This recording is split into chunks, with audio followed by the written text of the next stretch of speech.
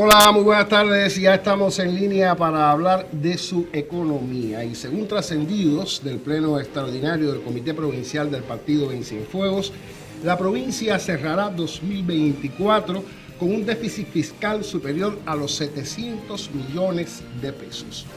No quiero entrar en precisiones. Si quieren los razonamientos críticos que hiciera el primer secretario del Comité Central del Partido y presidente de la República, Miguel Díaz-Canel Bermúdez. Hablemos mejor de nuestras potencialidades para disminuir el déficit por lo que representa para todos el presupuesto del Estado.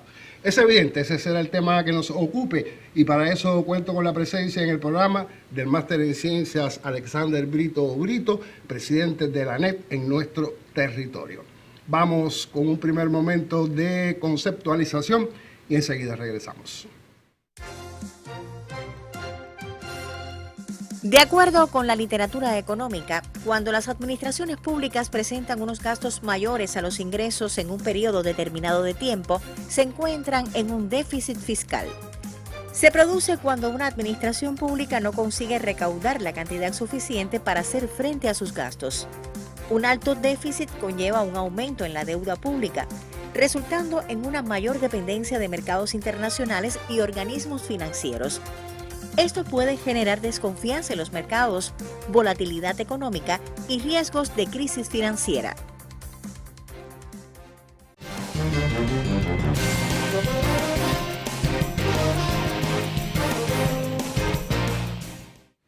Ya desde un inicio hablábamos de déficit fiscal, pero antes de entrar en ese concepto y lo que representa para una economía, quisiera conversar con mi invitado acerca de ¿qué es el presupuesto del Estado?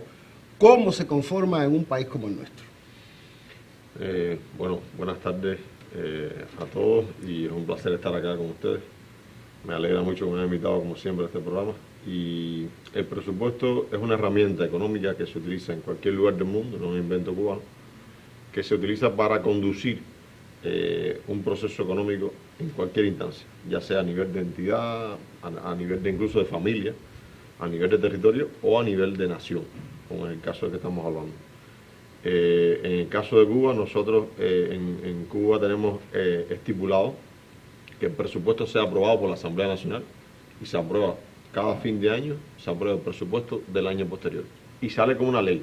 Es decir, en este caso, el presupuesto que se está trabajando a nivel de país este año 2024 salió en la ley 164 del 2023 y es una ley que estipula cuáles son los niveles de ingresos y gastos establecidos para cumplir con un grupo de políticas que están encaminadas al desarrollo y al avance económico del país como tal y de cada uno de los territorios. Indistintamente, el país aprueba su territorio, su presupuesto y cada territorio, cada provincia aprueba el suyo y cada municipio aprueba su presupuesto. Es decir, el presupuesto de un municipio no se aprueba a nivel nacional, se aprueba en cada territorio. Y son los territorios los responsables de organizar este proceso, que no es un proceso que es solamente de un mes, es un proceso que viene gestándose con un trabajo pretérito para que en su posterior se pueda, digamos, hacer frente a todas aquellas situaciones que de una manera u otra se pueden estar dando en la economía y en el territorio como tal. Es decir, digamos, desde programas planificados para la asistencia social, programas planificados para la educación, todas las conquistas de la revolución, hasta incluso un fenómeno atmosférico como que ocurrió hace varios días.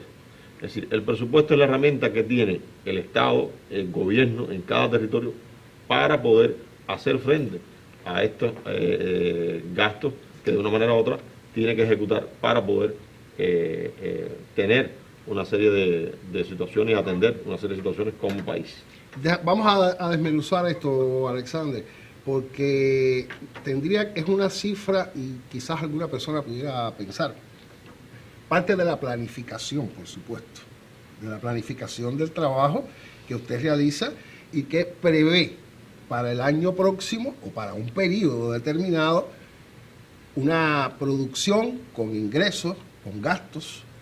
Es así, o sea, y llego a esa cifra y destino de esa cifra total que yo pienso que voy a tener determinadas partidas para, no sé, la educación, la salud, la asistencia social, prever un fenómeno atmosférico dada la ubicación geográfica de nuestro país. Es importante la conceptualización, y tú lo hablabas al inicio. El presupuesto, lo dice en sus palabras, usted está presuponiendo que está presumiendo que va a asumir una determinada condiciones en la economía, y a partir de ello usted va a ejecutar tanto gastos como ingresos.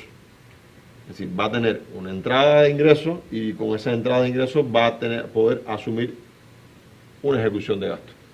Por tanto, es importante que esos son los dos elementos fundamentales del presupuesto, que no solamente de las empresas. Es decir, aquí cuando hablamos de ingresos, hablamos de todas las entradas que tiene el presupuesto, tanto del sector estatal, no estatal, incluso familiar y personal. Es decir, aquí todos pagamos seguridad social, todos pagamos un conjunto de impuestos. Quizás no todos los impuestos que debiéramos pagar, pero pagamos un conjunto de impuestos. Hoy el 64% del presupuesto del país viene de los impuestos. Y por tanto, si nosotros dejamos de pagar un impuesto, estamos dejando de contribuir a los ingresos del presupuesto, y por tanto el presupuesto dejará de ejecutarse gastos determinados en él. Es decir, eso es un enlace que es importante entender, que todos tenemos una participación en ese presupuesto. Sí, a ver, yo decía precisamente eso, ¿no? Que uno planifica una cifra en base a las potencialidades que tiene cada uno de los territorios, y como bien tú acabas de plantear, pues parte desde el municipio, que es en definitiva la célula fundamental de la economía en el país. Y acabas de decir algo muy importante, porque hemos hablado incluso de déficit fiscal, pero lo vamos a dejar para más adelante. Pero hay algo muy interesante que acabas de decir, Alexander, y es cómo el sector particular también influye en ese presupuesto del Estado, este sector que aparece en nuestro país como una figura casi que novedosa, debido a los impuestos que debe pagar. Y en esto juega un papel fundamental la ONAC, que es la que recauda en definitiva este dinero y hace el aporte al presupuesto del Estado, algo de lo que hemos conversado muchísimas veces aquí en el programa En Línea. Entonces, en este minuto en que tenemos un amplio, digamos, sector particular, es importante mantener una fiscalización permanente sobre ese sector, porque hemos hablado muchísimas veces también de las dificultades que tenemos en ese sentido, para que el aporte sea real, para que el aporte sea el que debe ser, que se revierte en todos los cubanos. Claro, yo no solamente la fiscalización, yo voy a partir de todos los elementos que tú mencionas. Fíjate, esto es un elemento novedoso en nuestro sistema, es verdad. Desde el 59 para acá, los actores no estatales no estaban tan inmersos. Habían actores no estatales, pero muy escasos, muy pequeños. Sí, hablábamos en ese momento de las cooperativas. De algunas cooperativas, las cooperativas de crédito y de algún vendedor, pero los impuestos no son nuevos, sí han subsistido algunos. Para mi consideración son pocos aún. Es que se han ido modificando incluso. Y se han ido modificando, pero nosotros tenemos que buscar la manera de que, como es algo nuevo, tenemos que educar a todos los actores. Y en eso fue un papel predominante la ANE. Si nosotros estamos constituyendo a partir de que inicia el 1 de noviembre la jornada por el Día del Economista, pues estamos instituyendo de que en la ANE haya un espacio, un día a la semana, donde sea permanentemente la posibilidad de que los actores económicos que vayan puedan estar saldando dudas, haciendo planteamientos, recopilando inquietudes. Y este sector tributario es muy importante por el aporte que tiene en el presupuesto. Es decir, toda aquella duda, todo aquel comentario que puedan estar teniendo, aquellos criterios, a partir de las nuevas normativas que están saliendo a partir del 19 de septiembre, pues en la ANE hay un espacio para eso.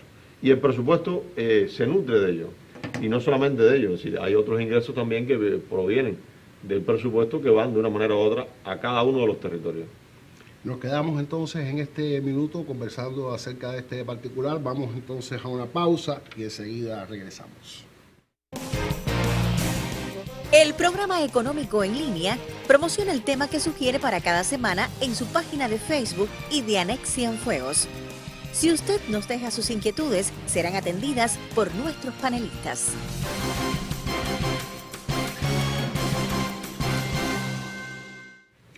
Bueno, le decía a mi invitado que vamos a hablar entonces de la política fiscal anual. Y es que esto fue un asunto bien debatido en el pleno al que hacíamos referencia, el pleno extraordinario del Comité Provincial del Partido en Cienfuegos, al que hacíamos referencia anteriormente, y en el cual estuvo el presidente de la República y nos instó, porque nos instó a todos, no solamente a la dirección de la provincia, a buscar las potencialidades que tiene el territorio. Y una está precisamente en la política fiscal, lo que acabábamos de hablar en este minuto. O sea, esas potencialidades que tenemos, cómo descubrirlas, además de la educación que necesitamos, porque es real que todavía tenemos dificultades con este asunto de los tributos y quizás hasta la importancia que tienen, ¿no? ¿Cómo enfrentar una situación de este tipo, Alexander? Bueno, ya te contaba anteriormente que es importante, hay que empezar con el tema de la educación, con el tema de la comunicación, con hacerle ver a la población y a todos esos actores la importancia que es contribuir al desarrollo del país. ¿A través de qué? De su aporte tributario, que es el que consolida, entonces que ese ingreso después se revierta en el desarrollo social de la demarcación donde ese actor está confiliado. Entonces, la intención tiene que ser de que ese sea una obligación y una responsabilidad de cada actor, más que una política de represión, como se ha utilizado en muchos países del mundo, política de represión, política de agresión, política incluso de asedio contra un grupo de actores económicos determinados. Al contrario, nosotros, es decir, en nuestro país tenemos la posibilidad de que han existido y han aperturado un conjunto de oportunidades para estos actores que de una manera quizás no sean todas las que se necesitan. En la realidad hay una limitación económica, hay una barrera económica que no se puede obviar y que cada día, a pesar de que estamos aperturando unas elecciones en los Estados Unidos, cada día se hace más evidente el tema del bloqueo. Pero si tú vas hoy a nuestras calles, pues hay un nuevo aprender en nuestra población a partir de que esos nuevos actores han logrado mantener un grupo de productos y servicios para la población. Ahora bien, no solamente, y creo que esto lo dejamos definido desde un inicio, no solamente los nuevos actores aportan al presupuesto del Estado, sino también la empresa estatal socialista en un momento muy complejo. Está en un momento muy complejo, pero hay que buscar las potencialidades. Desde la ANEC, conozco bien el trabajo que se realiza en la ANEC con este asunto de los nuevos actores, los llamados nuevos actores económicos, pero desde la ANEC, para la empresa estatal socialista, Alexander, y presidente de la ANEC por demás, ¿cómo se está trabajando particularmente en cada una de estas empresas que tienen potencialidades y que quizás no la estén explotando? Bien, vuelvo al principio, porque es importante retomar.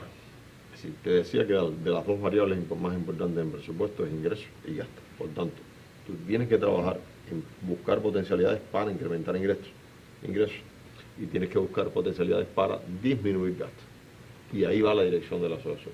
Es decir, la asociación está en pos de buscar alternativas, hacer análisis, espacios de intercambio, análisis de preparación de los economistas para buscar alternativas que generen nuevos ingresos, que generen el incremento de las ventas netas, que generen más circulación mercantil, que son elementos que van también y tributan directamente al presupuesto del Estado.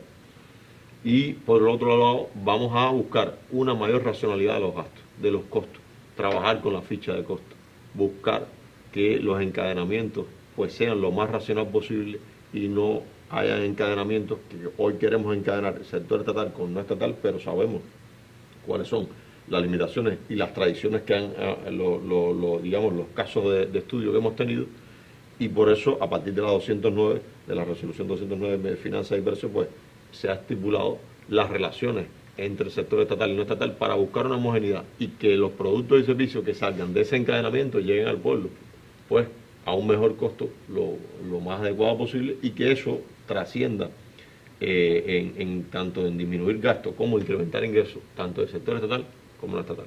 Que no se trata incluso, no se trata de entregar nuestra empresa estatal o lo que nos queda de la empresa estatal, sino de encadenar productos y servicios, ¿verdad? Por supuesto. Es decir, la intención siempre ha sido complementar aquellas habilidades de la empresa estatal socialista con el sector no estatal. Pero además que no es un invento, vuelvo a repetir, no es una solución cubana, no es un invento cubano, para nada. En Europa las primeras MIPYMES fueron dirigidas a eso, a complementar las grandes transnacionales, las grandes empresas, los grandes empolios empresariales que no podían asumir un grupo de servicios y productos, y ellos lo asumieron. Se desprendieron incluso de esas ¿qué pasa? Empresas. Que en Europa, igualmente en Latinoamérica en algunos casos, ¿qué pasa? Que las MIPYMES en Europa nacieron con un nivel de tecnología muy alto y en Latinoamérica no es así. Nosotros somos de Latinoamérica. Es decir, las MIPYMES nuestras, algunas, no han nacido con toda la tecnología. Estamos claros, estamos en el mismo ecosistema y por tanto, como estamos en el mismo ecosistema económico, las condiciones bajo las cuales se desarrollan son casi las mismas que el sector estatal.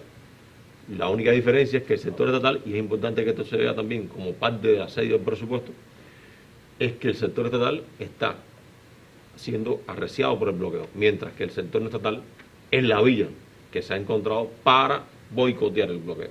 Eso es importante. Hoy y mañana, es decir, 29 y 30 fueron las fechas escogidas para la presentación del proyecto contra el bloqueo, y por tanto tenemos que hacer alusión a esa gran barrera del presupuesto que es hoy el bloqueo. Hablemos de déficit fiscal, Alexander, pero lo haremos luego de la pausa. Usted mantenga la sintonía. Sí, sigue ahí. El presupuesto soporta las políticas públicas que deberían promover el desarrollo económico. Son los recursos estimados de los cuales el Estado prevé disponer para el año siguiente. En Cuba, donde el ser humano y la justicia social representan la máxima prioridad, es natural que la mayor parte del presupuesto del Estado se destine al sector social. El principio de equidad y justicia social rige la política fiscal anual. Las prioridades siguen siendo el financiamiento de sectores sociales, situaciones de vulnerabilidad y el desarrollo territorial.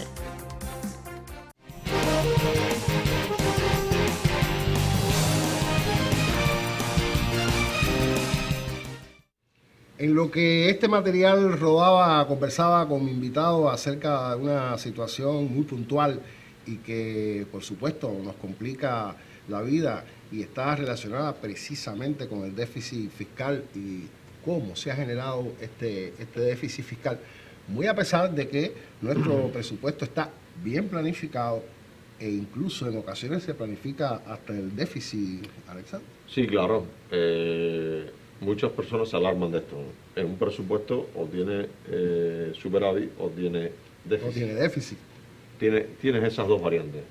O lo logras balancear, que es bien difícil, chao con chao, como dice, en cero, y es muy difícil. Incluso lo que más llama la atención en este minuto en la provincia de Cienfuegos es que siempre ha sido superavitaria. Y sin embargo vamos a terminar con un déficit fiscal y tiene digamos, es consecuencia de algo, y hablabas del bloqueo, y muchas veces obviamos esto, o quizás de escucharlo tanto uno no le da la importancia que realmente tiene o el peso que tiene en la economía cubana. Sí, mira, cuando tú diseñas el presupuesto siempre lo diseñas con un grupo de elementos y tú haces una planificación, y cuando tú correlacionas lo que has planificado de ingresos con lo que has planificado de gasto, cuando tú sumas todo eso, o tienes superávit, es decir, vas a tener más ingresos que gastos, te van a sobrar ingresos, o tienes déficit, que es que vas a tener gastos que no tienen un respaldo de ingresos. Entonces, tú tienes que buscar, tú lo puedes planificar y aprobar así incluso. Lo que pasa es que en el proceso y en la marcha y en la ejecución de ese proceso, de ese presupuesto, tú tienes que buscar la manera de aumentar ingresos de los que estaban más de los que estaban planificados, o disminuir los gastos más de lo que estaban planificados. Es decir, ejecutar acciones con menos gastos. Y entonces eso trae consigo que vas a reducir ese déficit. Y es lo que está luchando el país con eso. Es decir, la dirección del país está buscando la manera de que haya una disminución de ese déficit, que son 147.000 millones de dólares. Ahora, hay una cuestión aquí vital, y tú decías reducir los gastos, pero es que si se me incrementan los costos, si se me incrementan los precios, nos sucede en casa que también presupuestamos a partir de nuestros ingresos los gastos que vamos a tener, pero no es lo mismo que usted amanezca noviembre con la libra de pollo a 300 pesos que termine a mediados de noviembre, esa libra de pollo se la suban a 700. O sea, eso ocurre también a nivel de país.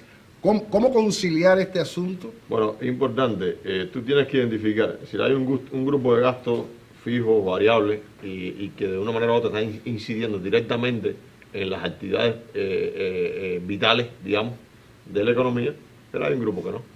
Por tanto, los economistas tenemos el papel de buscar cuáles son aquellos gastos no vitales que de una manera u otra pueden ser racionalizados, que pueden ser disminuidos. Busquemos alternativas como, digamos, convocatorias movilizativas, trabajo voluntario, participación popular. Es decir, hay un grupo de iniciativas que desde el punto de vista social nos ha caracterizado toda la vida y que nosotros no estamos aprovechando totalmente, tanto en el sector empresarial como territorial, y que tenemos que buscar la manera de hacernos saber de que todo lo que nosotros produzcamos con bajos niveles de ingresos y con baja ejecución de gastos para el presupuesto, pues van a ser ingresos que van a soportar otros gastos en el presupuesto. Y eso nos da mayor vitalidad en el tiempo. Y eso es importante que lo consigamos. Entonces, nosotros tenemos que buscar, identificar en cada entidad, y eso es uno de los elementos importantes que estamos participando con nosotros en la asociación, en cómo nosotros hacerles ver cuáles pueden ser aquellos gastos vitales para la asociación y para las entidades económicas y cuáles no, y cómo nosotros buscar alternativas incluso en unidades, en ver cómo unidades presupuestadas que han sido y organizaciones que han sido toda la vida dependientes de un presupuesto, de una asignación de ejecución de gastos, y que en un momento determinado empiecen a prestar y vender productos y servicios a la población para que se conviertan, para que se puedan generar parte de sus ingresos, parte. Y esto va a un proceso de evolución, y por tanto ya tú no eres dependiente 100% de un presupuesto nacional o estatal, sino que solamente dependes un 40 o un 60. Y en esto nosotros, la asociación, tiene varias iniciativas a nivel nacional en todas las provincias, donde cada provincia se ha ido creando y da sus potencialidades, buscando fuentes de ingresos que le den sostenibilidad a la mayor parte de esos gastos. Ahora, Alexander, voy a hacerte una pregunta quizás un tanto compleja, porque estoy pensando ahora mismo, y ya lo decía, ¿no? El presupuesto, uno también presupuesta su dinero, sus finanzas en casa. Y si mis gastos no se pueden ir por encima de mis ingresos, es imposible en casa. Pero si uno ve que eso va a suceder y lo transfiero al país, independientemente de lo que me has dicho, bueno, me quedo sin el dinero suficiente con que sobrevivir determinada etapa en casa, y uno acude al vecino, uno acude a la familia, pero el Estado, ¿cómo lo hace? ¿Cómo resuelve ese problema? Bueno, mira, el Estado tiene varias maneras de resolver eso. Primero está en el tema del crediticio. La fuente está el tema de los bonos, que nunca se ha experimentado esto. Es algo que no se, de lo que no se habla mucho y que realmente tengo que decir que no entiendo muy bien. Pero que en algún momento se llevará a la luz, podemos estar pensando en hablar de un programa sobre eso. Pero lo otro es la producción de efectivo, y es mucho más costoso, de hecho. Y entonces el país está incurriendo, a pesar de que hay determinados gastos en esto, en buscar variantes. Pero la principal variante, vuelvo y repito, es en buscar las potencialidades que hoy tenemos que no están aprovechadas al 100 y que pueden ser un espacio de reserva financiera, tanto para aumentar ingresos como para disminuir gastos, como te acabo de demostrar, que de una manera u otra podemos estar potenciando. Fíjate, un minuto de ahorro de energía, 1 litro de combustible que se deje de consumir, que se ahorre en una actividad que no sea vital, un elemento, un peso que tú puedas dejar de ahorrar o un peso que tú puedas generar de ingresos, es una mayor sostenibilidad del presupuesto. Y eso hay que verlo desde el punto de vista incluso hasta familiar. ¿Qué pasa? Que tú tienes un tiempo, el presupuesto se hace para un año normalmente, y tú tienes que buscar la manera. No es que tú te vas a quedar un tiempo sin dinero, es que tú tienes una planificación de gasto y que al cerrar cada periodo tú ejecutas o no ejecutas lo que tenías de ingreso. Lo que no es que no vas a tener dinero, es que no vas a ejecutar. Entonces, van a dejar de ejecutarse un conjunto de actividades. Por tanto, nosotros tenemos que buscar porque además es el segundo elemento del presupuesto que está como ley, que dice es que continuar financiando los programas y políticas sociales de la revolución. Por tanto, ese es el principio del presupuesto nuestro y que no se va a abandonar nunca hasta el momento. Y que por demás tiene un alto porcentaje de ese presupuesto la utilización de las finanzas para los gastos sociales del pueblo cubano.